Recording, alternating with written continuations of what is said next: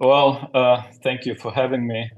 As you have noticed, my title is slightly different from the one that has been advertised, so I apologize for that. The reason is that I was supposed to speak about this paper, which we recently wrote with Ilya Buric and Van Gusev. But this result, I think it would be useful to first explain in detail this paper, which we wrote with Nate Cheplak, Hong Liu, and Sam Balich. And so today's talk will be a combination of the two. The main topic of my talk today will be holographic thermal two-point functions or two-point correlators, which I'm going to explore from the point of view of the operator product expansion, or the OPE, of the boundary conformal field theory dual to gravity and scalar in ADS5. So finite temperature in the boundary theory means we are dealing with ADS Schwarzschild in the dual bound geometry, and we are going to probe it, finite temperature theory, with scalar operators O, conformal dimension delta, which means we'll be studying the propagation of a scalar field of mass related to delta in the usual way in ADS Schwarzschild. And there are two basic regimes that in principle we can consider. One is when the boundary theory is compactified on a sphere, and then the vacuum would correspond to a theory living on S3 cross R, and the finite temperature in the Euclidean case would be S3 cross a circle. But for almost everything I'm going to discuss today, we'll take the large volume limit where we decompactify the sphere, and then the theory lives on R3, 1, or in the thermal case on R3 cross a circle. And the reason why we do this is just for technical simplicity. Almost everything, again, that I'm going to discuss, physics mostly remains the same in the spherical case. So let me also remind you what the central charge is in d-dimensional conformal field theory. Important object is the stress tensor, T mu nu, and in conformal field theories, the two-point function of stress tensors is completely fixed by conformal symmetry up to a number. So this two-point function is given by this function of x, that is 1 over x to 2d, which just comes from the conformal dimension of the stress tensor. Then there's some index structure, all of this is known, and then there is a number which sits in front of this whole thing, and this number is called the central charge. And we'll consider CFTs with a very large central charge. People often call them large n CFTs, where n squared is behaves like central charge, and that of course comes from the standard example of n equals 4 to Pierre and Mills with the gauge group SUN, where central charge is indeed proportional to number of degrees of freedom. So we'll consider a situation where the central charge is very large. So in this kind of theories, major players are double trace operators, where we just take our single trace primaries and insert a bunch of derivatives and maybe boxes in the middle.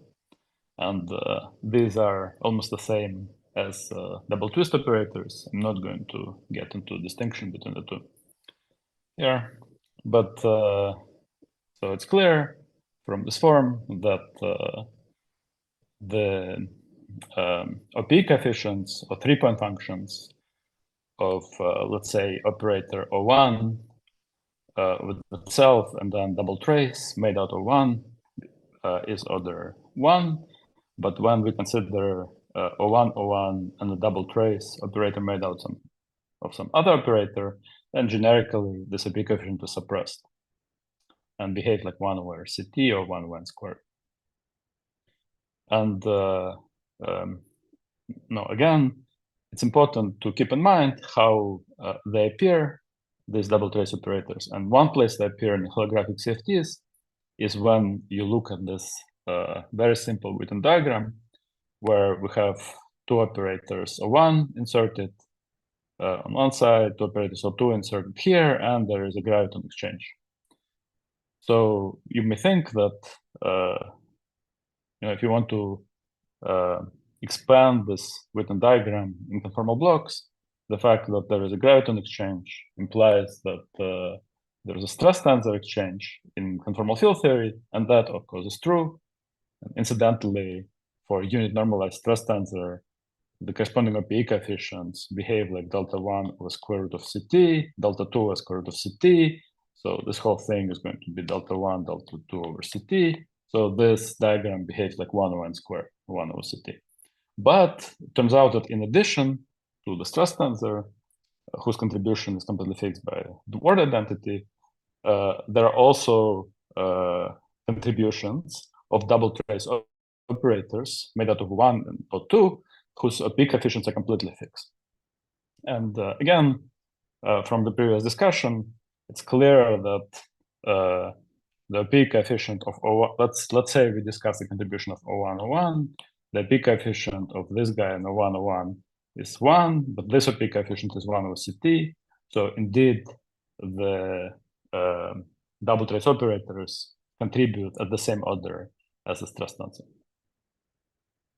And then you can ask what happens if one of the operators is heavy. So generally, higher loop Witten diagrams are further suppressed by 1 over CT. For example, here we have one loop in the diagram. But if we make one of the operators heavy, then the fact that the vertex, the graviton, and let's say here we make this operator heavy, then the vertex between scalar and the graviton comes with a factor of conformal dimension. So the fact that we have one loop diagram here means that the diagram is further 1 over CT suppressed compared to the trivial diagram in the previous slide. But here, this one is further enhanced because there are two interaction vertices. So this enhancement cancels the suppression factor, and this diagram survives in the regime where this operator is heavy, while this is not. So if this was heavy, this diagram wouldn't survive. And so on. There's a subset of high loop diagrams which survives in the regime where the conformal dimension of the heavy operator behaves like n squared. And such a correlator, heavy, light, light correlator, can be viewed as a two-point function of light operators in a heavy state. And according to discussion we just had, the operators that are going to contribute for delta heavy of order CT are multi-stress tensors, where we have more and more stress tensors, which correspond to more and more graviton loops, and double traces. So double traces are going to be important in this regime. Now, let's remind ourselves how ADS-Schwarzschild background looks like. So the metric for ADS-Schwarzschild is given by this formula. And we are talking about d dimensions here, but soon we'll discuss the situation where d is equal to 4. But this discussion is general, where f is this function. And mu is related to the mass of the black hole in this way, where Gn is the Newton constant in d plus 1 dimensional space, d plus 1 dimensional ADS, which is given by L Planck to the power d minus 1. And R is the size of ADS. And M is, again, the black hole mass. And now we can use the ADS dictionary, where the conformal dimension is related to the mass of a state in radial quantization in this way. Write mass as delta heavy over R. So this becomes mass times G Newton over R to d minus 1. But R to d minus 1 over G Newton is exactly up to a number, the central charge. This again comes from the CFT dictionary. So as a result, this mu, this parameter, which tells you, it's a parameter over the one, just a number, which tells you what black hole we're dealing with, is actually from the CFT point of view, just a ratio of the heavy state, the dimension of the heavy state, which corresponds to this black hole and the central charge. So black hole, the lesson is that the black hole is a collection of heavy states such that the dimension scales with central charge and the ratio mu is fixed. And of course, black hole is a very special state. As we know, it's a thermal state with temperature 1 over beta. And again, as I mentioned, mostly I will talk about the situation where we take a very large volume or currently go to a situation with the plane horizon. And again, in the following, I'll be interested in the situation where we set spatial separation. I'll be considering this correlator, G, which is just a two-point function of scalar operators. And I'll set the spatial separation to 0. And just like in heavy states that we discussed, the contribution to this operator, if we do the B expansion, will come from multi-stress tensors, where we have n stress tensors, n can be 0 in stress tensor sector. And again, just in the heavy states, there are contributions from the light double traces, the heavy ones decoupled. So that's a story. Also, let us remind ourselves a couple of facts about thermal CFTs.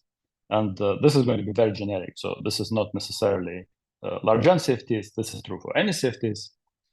So just recall that if you consider Euclidean time tau, which is I times the usual time, then the correlator is just trace e to the minus beta h, e to the I h t, it becomes e to the tau h, o, e to the minus I h t. So this is just the same as O of tau, O. And now one can compute G of beta minus tau. So obviously by this definition, we just substitute beta minus tau here and get this. And then we see that these two terms cancel. Then we use the cyclicity of trace to move this guy here. And this guy, we also move here. And what we get is precisely this formula. If you just think about it for a second, you can convince yourself that if you forget about it, cancel these two terms and then move this guy here and then move e to the minus beta h here, then you get precisely this formula, which implies that G of beta minus tau is equal to G of tau, which I'm going to refer to as the KMS condition. KMS stands for Kubo, Martin, and Schwinger, I guess. But I'm sorry if I'm mispronouncing the names. Of course, for real tau, or currently for imaginary t, that is to say when we are talking about Euclidean correlators, this also implies periodicity, because for, in this case, G of tau is equal to G of minus tau. And so we can write this equation in this form, which is just a statement that the two-point function is periodic. And in addition to this, now here's another useful fact that will be useful for us. We'll consider G of tau and insert a set of states. So this trace, let's say, corresponds to summing over m states, but then insert a bunch of states here as well. And then G of tau can be written in this form, where this is just a bunch of positive numbers. And if tau is real, and currently t is imaginary, pure imaginary, this is just a bunch of positive numbers with some weights. But now, if we move in Lorentzian time, remember Lorentzian time, t corresponds to adding it to tau, then the difference between this guy and this guy is just a bunch of phases. So this bunch of phases cannot make this number larger than this number. In fact, the absolute value of this guy is smaller than the absolute value of this guy, which is a positive number. So this implies that in the complex. So we'll be interested in the complex strip where the real value of tau is between 0 and beta. So this implies that everywhere in the strip, and Lorentzian time corresponds to basically this direction. So this is Lorentzian time, and this is imagines that everywhere in the strip, the correlator is bounded. The belief that it doesn't have any singularities. So all of this is very nice. Let's now discuss some very simple model called the generalized free fields. And the generalized free field correlator at finite temperature is, as we discussed, this object has to be periodic for real tau. So how is it periodic? It's made periodic in a very simple way. You start with a vacuum correlator.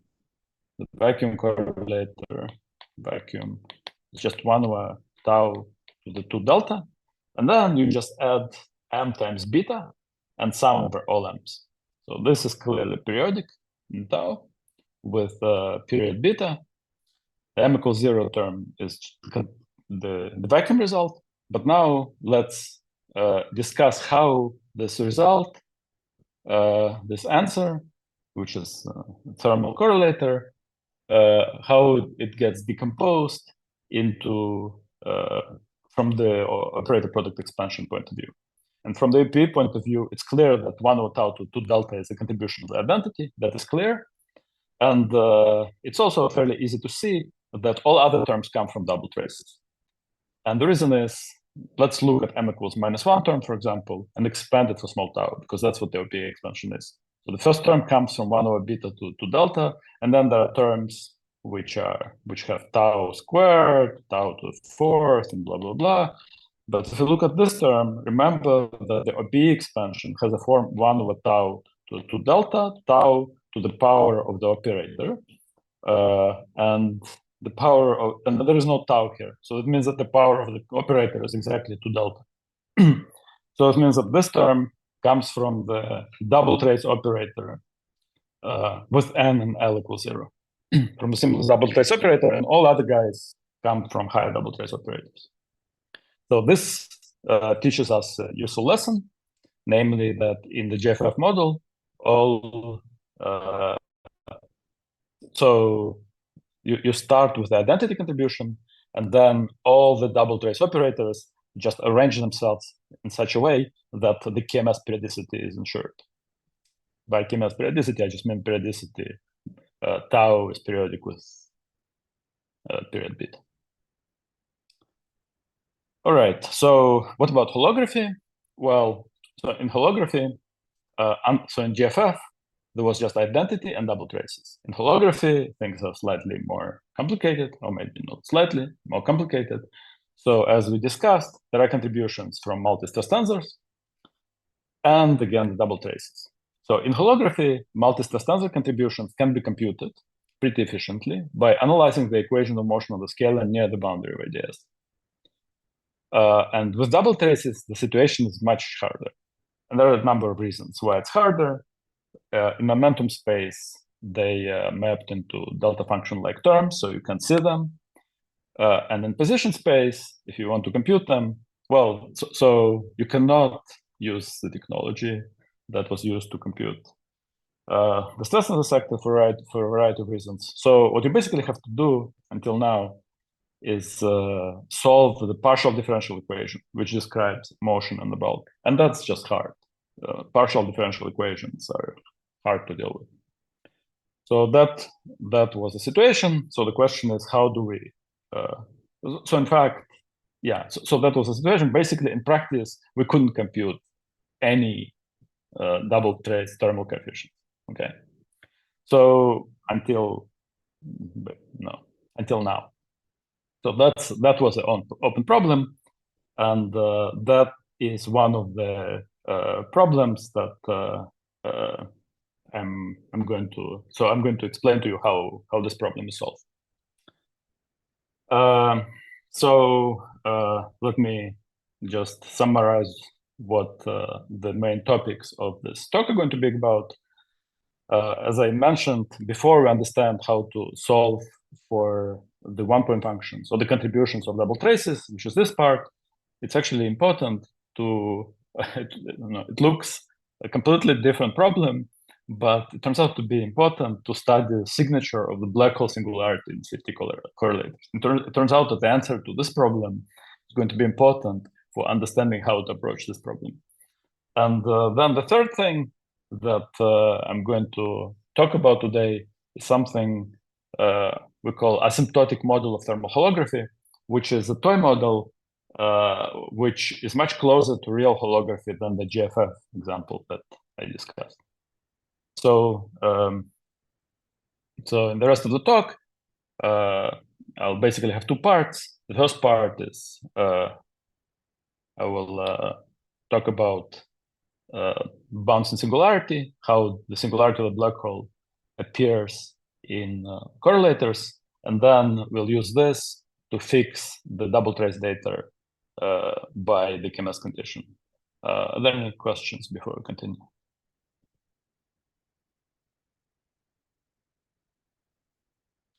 Okay, looks like we'll just continue. So maybe just a fast question. So how much of this has to be taught as a toy model, and how much of this has to be taught as a holographic theory?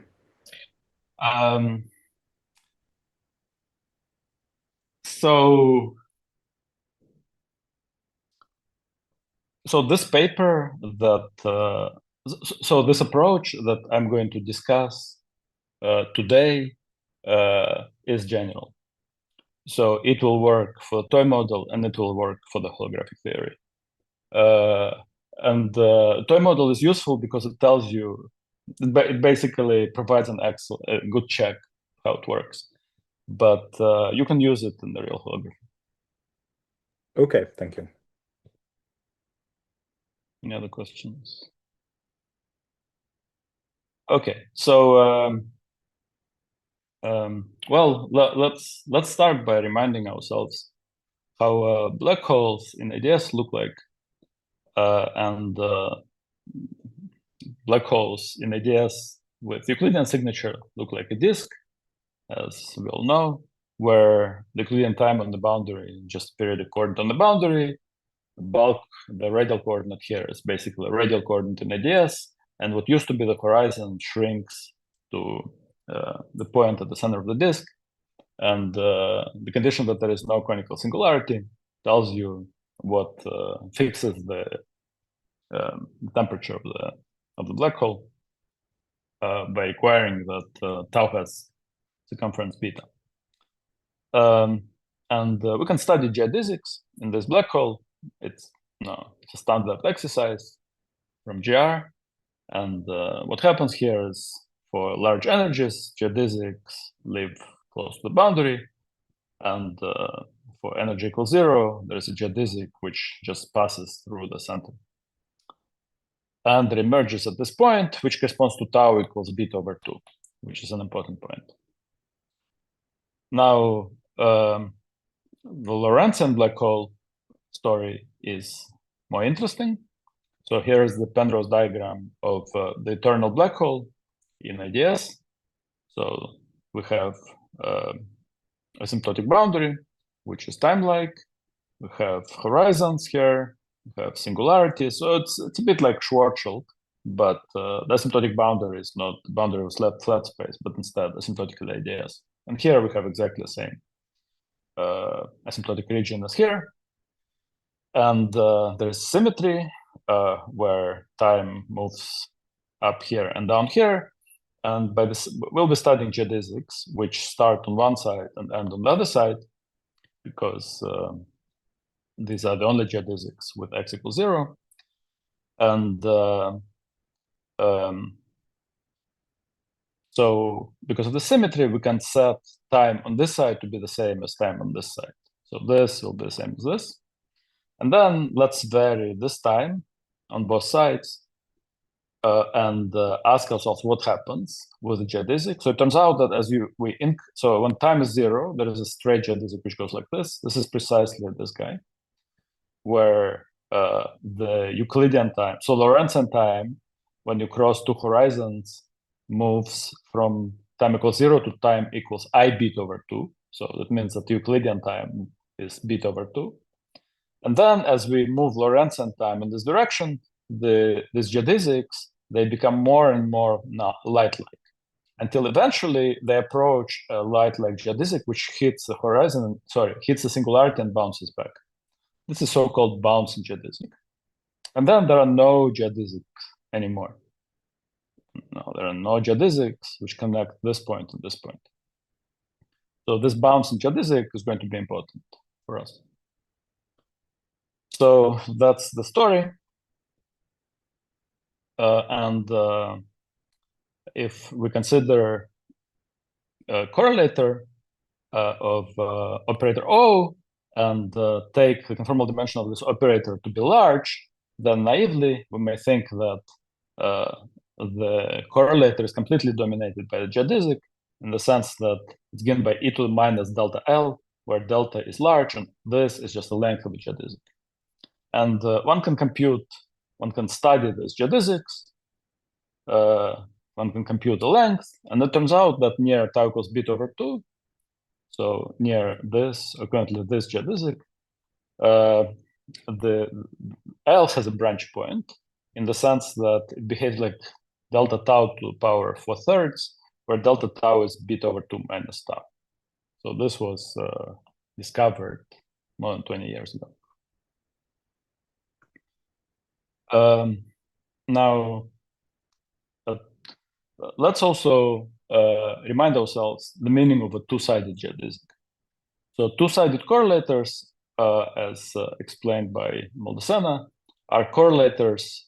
So this black hole, eternal black hole, is supposed to describe thermophile double state, and which is just this, where we have two copies of entangled CFTs. And two-sided correlator in this geometry is basically just O1, O2, where O1 sits in system 1 and O2 sits in system 2. But it turns out that two-sided correlators are just the same as usual thermal one-sided correlators, but at complex time. And this complex time is related to the Lorentzian time in this way, where bit over 2 is just because we go from one side of a black hole to another side. So the real part of Euclidean time is always fixed. And this 2it is this time, this Lorentzian time, where we put our insertion, okay? So naively, one may think that if I'm studying correlator for large delta, then because of the null geodesic, at some point, the correlator should blow up, because the length of the geodesic goes to 0. So this is where the geodesic is large, the correlator is largest. So that's basically what I'm saying. Space-like geodesics approximate a null geodesic, which bounces on the black hole singularity. So naively, this means that the correlator should have this behavior, where delta is large, and tau c is bit over 2. Well, this bit over 2 is fixed, and then to compute the Lorentzian time, one needs to do a calculation, but no, it has been done. And it's basically I bit over 2. So the summary is that naively, you may think that the correlator develops singularity at this point. Note that this contradicts. Well, first of all, this pole is closer to the origin than KMS pole at tau equals beta. So the pole at tau equals beta is necessarily going to be a new correlator, because the correlator is periodic with period beta, and there's a pole at tau equals 0. So this is one thing. And the second thing is that this conclusion is just plain wrong, because as we discussed in the introduction, correlator cannot have poles in the complex strip. Okay. So why is it wrong? And well, one needs to be a bit more careful. And it turns out that the resolution of this is that one needs to consider complexified geodesics, which are actually dominating saddles of the path integral. And this real geodesic that bounces over the black hole singularity is a saddle which does not lie on the integration contour.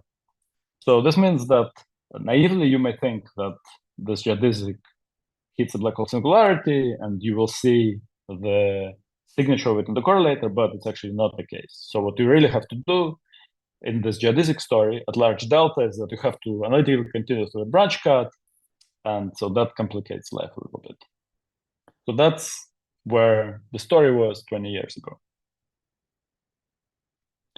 But then it turns out that something interesting happens when, instead of considering geodesics and large delta situation, you consider finite delta, which is completely different, and look at the finite delta correlator and do the OPE. So the OPE is of our finite delta correlator is given by this formula. Lambda, the OPE coefficients, and the one-point functions behave like temperature to the power delta tilde. And we'll also use this notation where this guy A we'll often call thermal coefficients. So basically everything here will depend on the product, this product equivalent on the thermal coefficients of the operators that appear in the OPE. And it's also known what happens at finite spatial separation, but we won't need it today. So the radius of convergence of this OPE expansion is supposed to be set by the closest singularity to the origin. The closest singularity, as we discussed, is the KMS pole tau equals beta. So as I mentioned, we have actually a technology for extracting the stress-tensor sector terms or the multi-stress terms in the OPE of holographic thermal correlators. And if you do this, and these are the such terms, the fact that they correspond to multi-trace operators simply means that tau comes with power 4n, because this is a dimension of the n stress tensor operator. And it turns out that one can extract the asymptotic behavior of the thermal coefficient of multi-stress operators, and this asymptotic behavior is given by this formula. In particular, it grows pretty violently as n becomes large. It has some mild delta dependence. It grows when n becomes large, and it also has alternating signs. And then you can ask a question, what's the radius of convergence at the sitting? And it's very easy to sum the series. The answer is this. So the radius of convergence is given by tau c, and this tau c, the tau c is exactly the same point which supports the bouncing geodesic. Remember, tau c was beta over square root of 2 e to the I beta I pi over 4. This is tau c. So if you sum this, that's what you get. And the summary is that the stress tensor sector, note that this is not a full correlator, it's a stress tensor sector, has a pole precisely at the point where the bouncing geodesic was sitting. So the full correlator, of course, is not supposed to have a pole, as we discussed. So it must be that the double trace operators cancel this pole. But if you somehow can focus on the stress tensor sector alone, then the stress tensor sector has a pole at tau c, which is the, and this we call it bouncing singularity. So just to reiterate, the stress tensor sector develops a singularity at the same point as the point which supports bouncing geodesic, and you can do it in other number of dimensions, and the story is always the same. The stress tensor sector develops a pole at this point. You can check that the real part of this is beta over 2. The imaginary part will depend on number of dimensions as the point where the bouncing geodesic sits. Note, and this is just a comment, that if instead of computing the finite delta correlator, you take first the large delta limit, the story is going to be different. You'll recover the geodesic story where you have to analytically continue through a branch cut in order to see the singularity. So you only see the singularity at finite delta. That's important.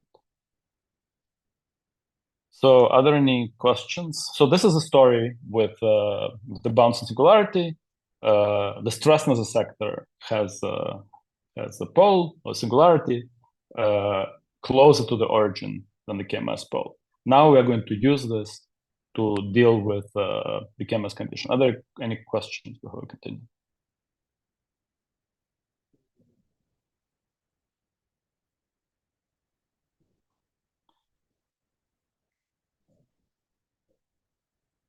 Well, this formula is true in any dimensions. So in high dimensions, the distance to a singularity is larger than the distance to the KMS pole, but it's still not allowed because it sits inside the strip. Any other questions? All right, so now let's use this fact and the KMS condition, which we derived in the introduction, to solve the problem of double traces. So again, let's just remind ourselves that the GFF formula, which was this. So what happened in the GFF, you just sum over images, and you get the answer, which is automatically periodic, and this tells you how KMS, how double trace operators, the thermal one-point functions of double trace operators arrange themselves to make it automatically periodic.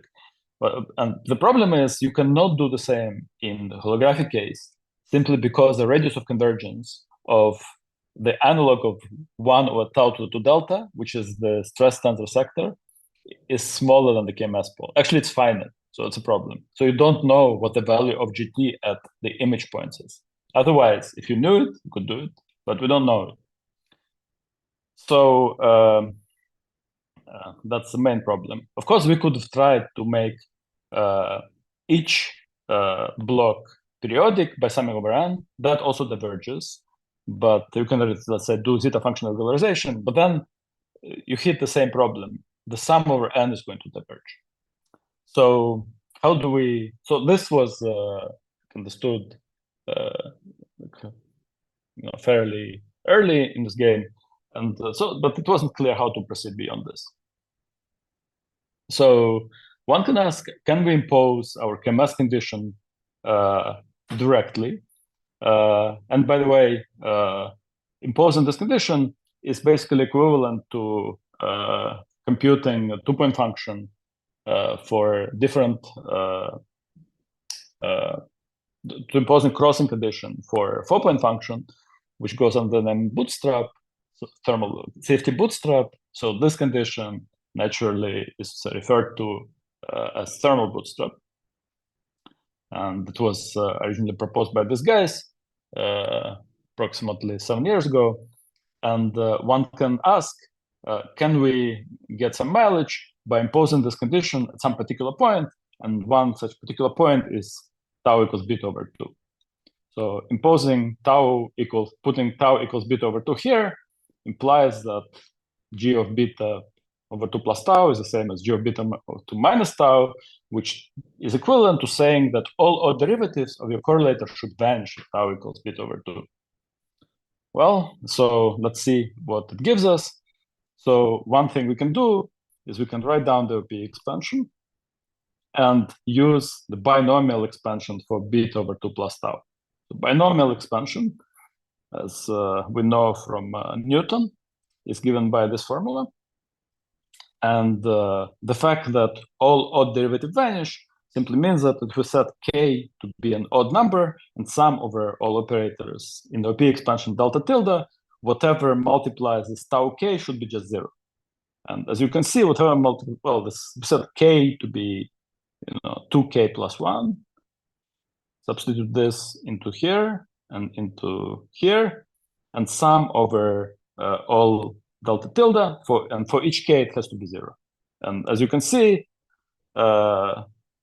for a given k, what's going to be non-trivial in the sum is this part times this, and the result is this sum has to vanish, and that leads to a system of equations for double trace thermal coefficients, provided we know the multi-stress thermal coefficients. Namely, for double trace thermal coefficients, we know that delta tilde is given by 2 delta plus 2n.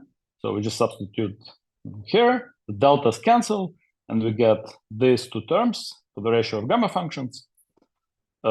This is what we get for 1 over 2 to delta tilde. These are our double trace thermal one-point functions. And These are the terms in the sum which correspond to the multi-stress tensors and the identity. So in the GFF, there would be just the identity, because in GFF, the spectrum is double traces and the identity. In holography, we would also have multi-stress tensors. Okay? So this is the system of equation which we need to solve for the one-point functions of double traces. And it turns out that the system of equations can be solved. It's non-trivial exercise, but we have done it, and this is the exact solution of this system equation. It's all very nice, and actually not even too complicated, but it has one problem. The problem is that it diverges, even for GFF. So it's not immediately clear what to make of it. However, it turns out that the solution to this problem is to use Borel resummation. May I ask you a question before the Borel? So is this a unique solution? Is this only?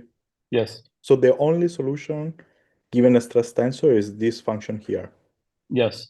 And in fact, for any stress tensors, there will be a solution. So like set some data for the multi-stress tensors, the thermal coefficients for double traces will arrange themselves according to this formula, and then the K-means condition will be satisfied. Of course, the catch is that it diverges, so it's not clear like what to make. Sure. But it's still a bit surprising, right? You give an infinite number of input, but still you have an infinite number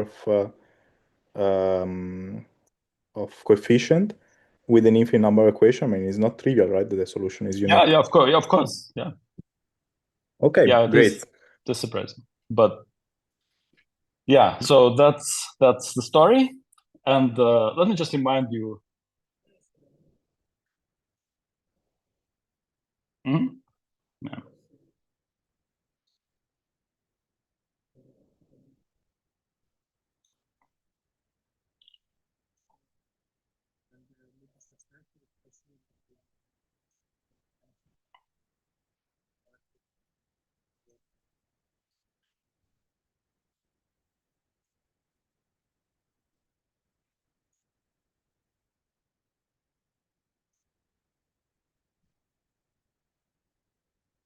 Yeah, so when the external operator has integer dimensions, things are becoming a bit tricky, as you know.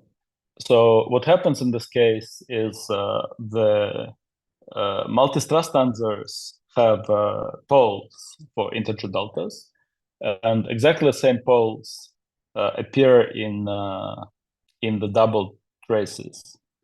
So, but the result is that these two poles cancel, and you get log terms. So yeah, I would expect that one should be able to. So this presents a technical complication, because you basically have to do everything for finite delta and then take the limit delta goes to an integer dimensions. But people do it all the time and it works. So it's a technical complication. Conceptually, I think the story is going to be exactly the same.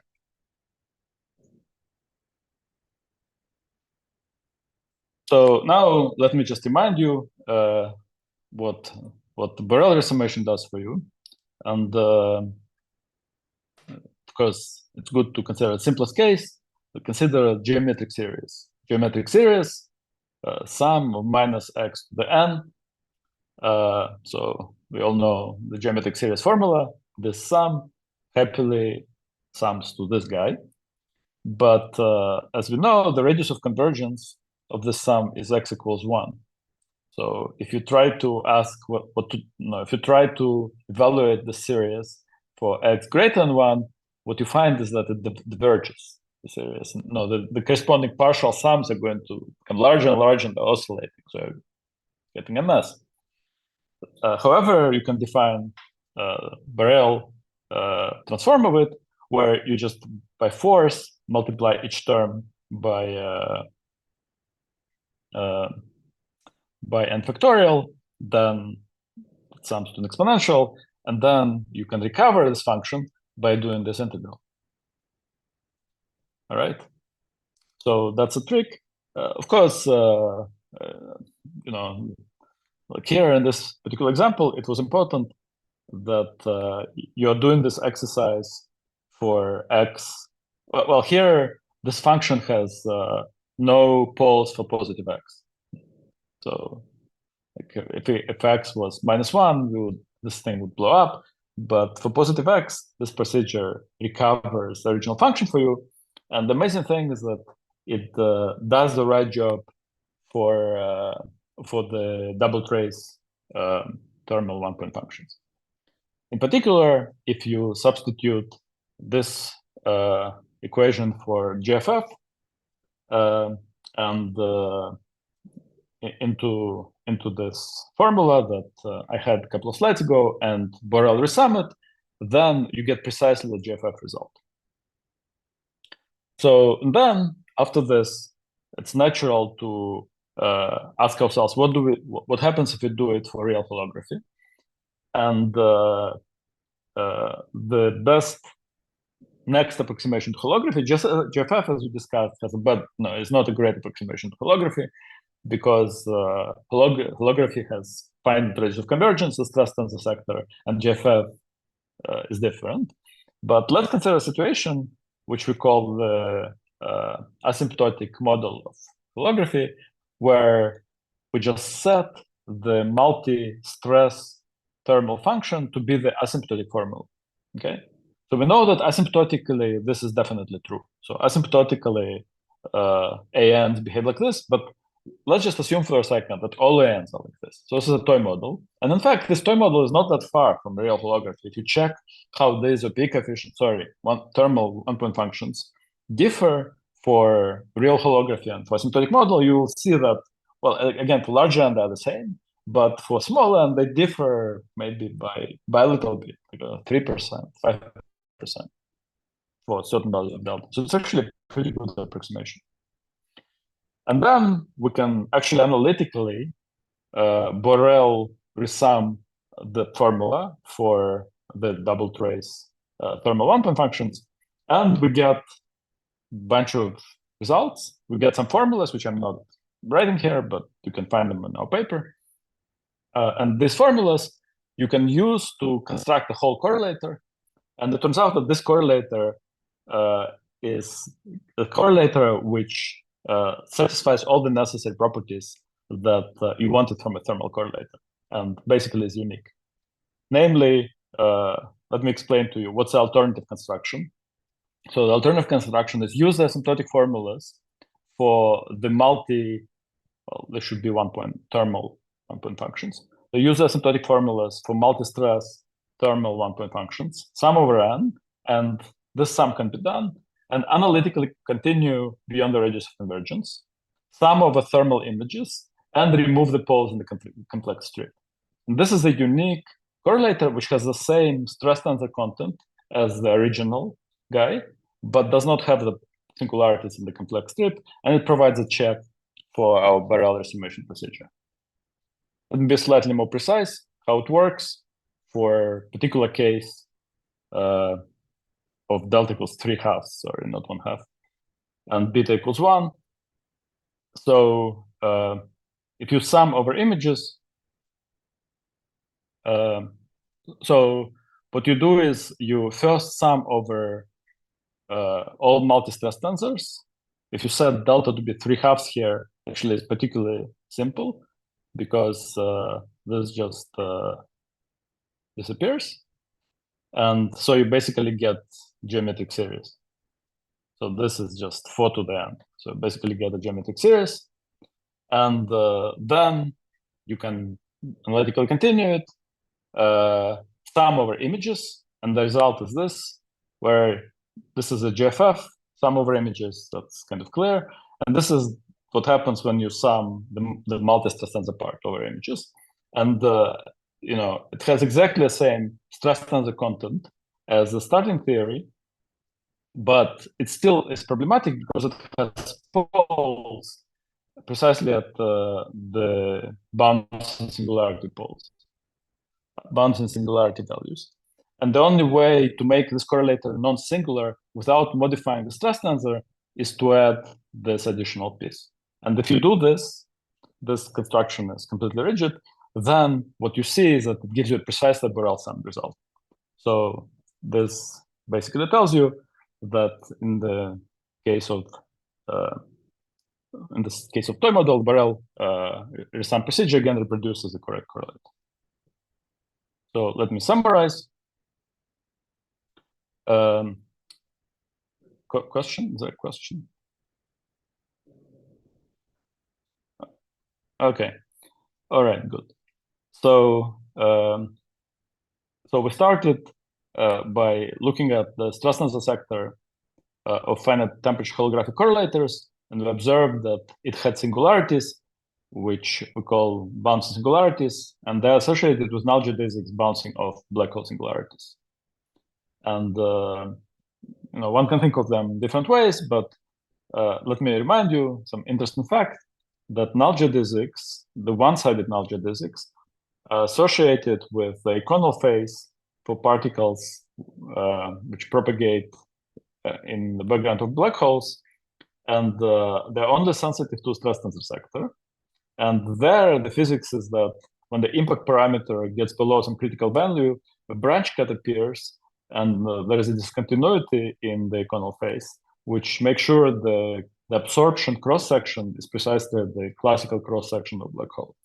And one interesting question is, what happens for two-sided geodesics? Using this bouncing singularity story, we solved for the one-point thermal